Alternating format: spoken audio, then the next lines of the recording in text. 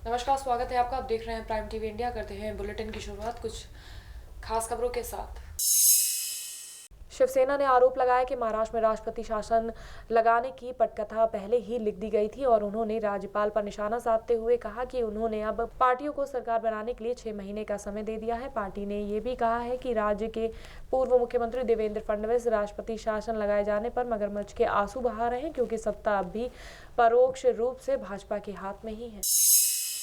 राजधानी लखनऊ में अलीगंज सबसे ज्यादा प्रदूषित है। यहाँ PM10 और PM2.5 मानक से 5 गुना अधिक मिला है। विकास नगर और गोमती नगर में भी PM10 मानक के मुकाबले 4 गुना से अधिक था। वहीं इंदिरा नगर में कुछ कम रिकॉर्ड किया गया है। इन सभी इलाकों में सूक्ष्म कण यानी PM2.5 मानक 60 माइक्रोग्राम प्रति घन मीटर के मुकाबले 4 गुना से अधिक मिला है। IITR की रिपोर्ट में ये खुलासा हुआ है।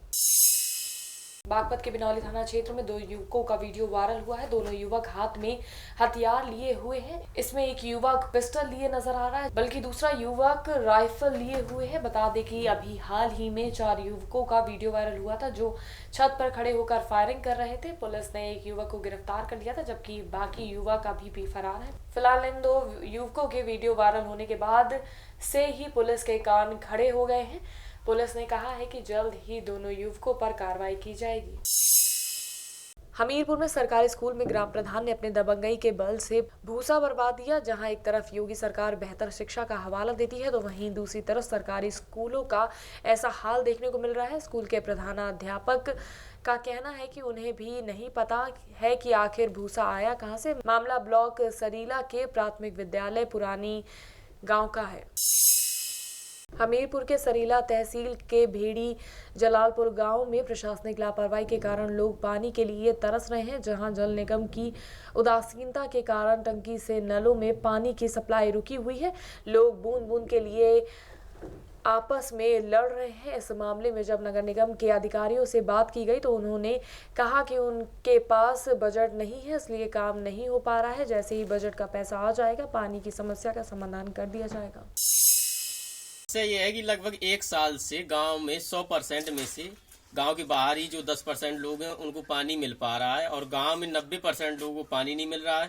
और यहाँ पर पानी के न मिलने का कारण ये है कि यहाँ 20 साल पहले जो पाइपलाइन डाली गई थी उसी पाइपलाइन के द्वारा यहाँ सप्लाई की जाती है, जो वो पाइपलाइन बुरी तरीके से जर्जर हो चुकी है। जगह जगह पर वो जर्जर हो चुकी है और पानी की जो है कि लीकेज करता है, जिससे गांव में पानी पहुंच नहीं रहा। और गांव में लूले लंगड़े हर प्रकार का व्यक्ति है जो इन नलों के सहारे था, लेकिन 1 साल से पानी नहीं पहुंच रहा है। समस्या इस बात की है।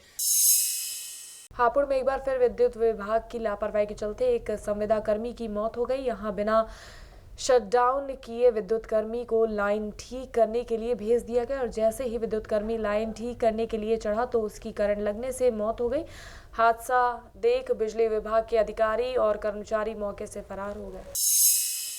मैनपुरी में दिखा तेज रफ्तार का कहर। यहाँ एक तेज रफ्तार रोडवेज बस ने बाइक सवार को टक्कर मार दी, जिसमें बाइक सवार 2 युवकों में से एक की मौके पर ही मौत हो गई, वहीं दूसरा गंभीर रूप से घायल हो गया। घटना के बाद बस ड्राइवर फरार हो गया है। प्रतापगढ़ के लालगंज थाना क्षेत्र में बोलेरो कार और रोडवेज बस में जोरदार टक्कर हो गई। हादसे में 8 लोग गंभीर रूप से घायल हो गए। बताया जा रहा है कि कार में छात्र सवार थे जो पेपर देने जा रहे थे। लोगों ने एम्बुलेंस को फोन किया, लेकिन एम्बुलेंस समय से नहीं पहुंची, जिसके बाद ग्रामीणों ने घायलों को अस्पताल पहुंचाया। ग्रामीणों का आरोप है कि सूचना देने पर भी मौके पर एम्बुलेंस नहीं पहुंची। रामपुर में सपा के कद्दावर नेता आजम खां के खिलाफ गैर जमानती वारंट जारी हुआ है। गैर जमानती वारंट जारी होने के बाद सपा नेता की मुश्किलें बढ़ सकती हैं। बता दें कि 4 अप्रैल को सपा के जिलाध्यक्ष अखिलेश ने प्रशासन से रोड शो की अनुमति मांगी थी। शासन ने उन्हें 12 से 8 बजे तक रोड शो करने को कहा था, लेकिन इसके बाद भी रोड शो किया गया। इस दौरान उस समय के उड़न दस्ते के प्रभारी ने आजम खां और अखिलेश के खिलाफ शिकायत दर्ज कराई थी। इसके बाद कोर्ट की तरफ से वारंट जारी किया गया है, लेकिन आजम खां कोर्ट में उपस्थित नहीं हुए। कोर्ट ने अवमानना मानते हुए अब आजम के ऊपर गैर जमानती वारंट जारी किया है। समाजवादी पार्टी के जो मंत्री हैं श्री आजम खां, इनके खिलाफ एडीजी 6 से गैर जमानती वारंट जारी किया गया है। उसमें आज आदेश हुआ है। ये मामला ये है कि 4 अप्रैल 2019 को समाजवादी पार्टी के जिलाध्यक्ष अखिलेश कुमार द्वारा एक रोड शो करने के लिए सवार में अनुमति ली गई थी।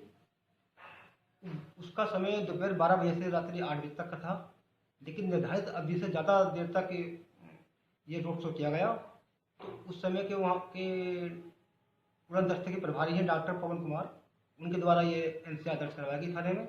उस मामले में न्यायालय में चार्जशीट आई। उस चार्जशीट आने के बाद में जो समाजवादी पार्टी के जिलाध्यक्ष अखिलेश कुमार है, उन्होंने अपनी जमानत करवा ली थी, लेकिन मोहम्मद आजम खान द्वारा आज तक न्यायालय में उपस्थित नहीं हुए। पहले उनका सम्मन यहाँ से जारी किया गया था, सम्मन के बाद प्राप्त होने के बाद BW वारंट जारी किया गया। BW पर भी जब उपस्थित नहीं हुए हैं तो उनके खिलाफ न्यायालय ADJ 6 द्वारा जो जिसके जज श्री धीरेन्द्र कुमार जी हैं, उन्होंने गैर जमानती वारंट उनका आज जारी किया।